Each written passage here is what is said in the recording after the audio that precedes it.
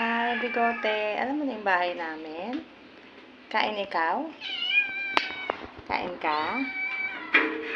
Halika.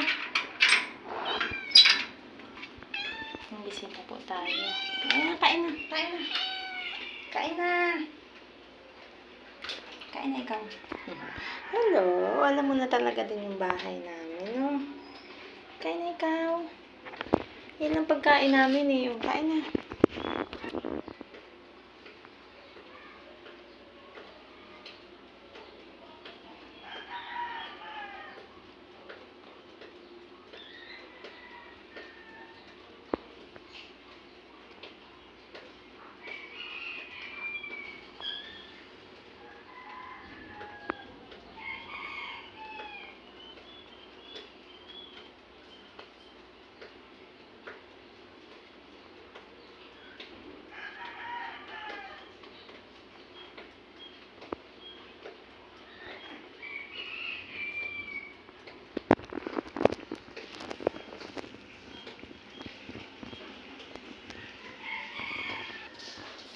Kain na.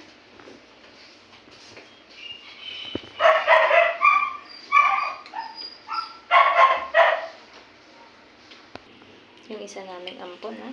Sarap ng tulog.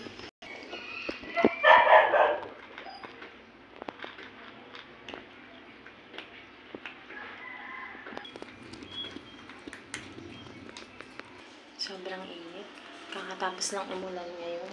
Pero parang halos ang mga init. Ambon-ambon pa nga ata. Kain na ikaw. Oo, kain na. Dalawa sila ni Mama Black pumupunta dito sa bahay pag nagugutom. Ito pong meow-meow na to. Anak to ni ampon ko na na si Mima. Ito yung pinapakain ko dati dun sa may kanto. Ngayon alam niya yung bahay namin.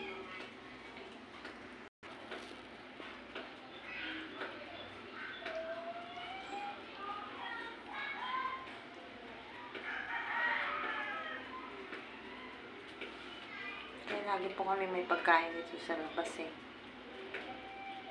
Para dun sa isa namin ampon. Mangmang. At para sa mga punta dito.